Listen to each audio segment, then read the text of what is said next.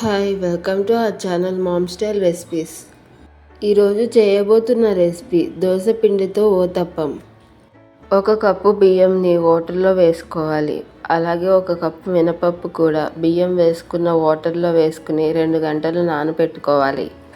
2 గంటల తర్వాత 2-3 సార్లు శుభ్రంగా వాష్ చేసుకొని కొంచెం కొంచెంగా మిక్సీ జార్లో వేసుకుని మెత్తగా గ్రైండ్ చేసుకోవాలి. కన్సిస్టెన్సీ ఈ విధంగా ఉండాలి, లేకపోతే ఊతప్పం రాదు. ఇప్పుడు స్టవ్ పైన కళాయి పెట్టి 2 టేబుల్ స్పూన్స్ ఆయిల్ వేసుకొని వేడెక్కాక గ్రైండ్ చేసి పెట్టుకున్న పిండిని వేసుకొని ఈవెన్గా స్ప్రెడ్ చేసుకోవాలి.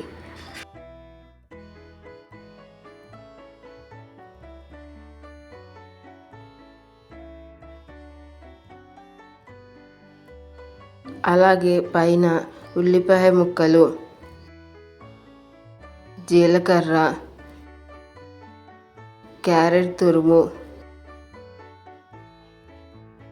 పచ్చిమిర్చి ముక్కలు, అల్లం తురుము, కొత్తిమీర తరుగు వేసి ఒక ప్రక్క కాలిన తరువాత ఇంకో ప్రక్కకి టర్న్ చేసి దోరగా కాల్చుకోవాలి. అంతే, దోశ పిండితో ఊతప్పం రెడీ. మరి మీరు కూడా ట్రై చేసి ఎలా ఉందో కామెంట్లో తెలపండి. మీకు ఈ వీడియో కనుక నచ్చినట్లయితే లైక్ చేసి మీ ఫ్రెండ్స్ అండ్ ఫ్యామిలీకి షేర్ చేయండి. అలాగే సబ్స్క్రైబ్ చేసి బెల్ ఐకాన్ యాక్టివేట్ చేసుకోవడం మర్చిపోకండి. Thank you.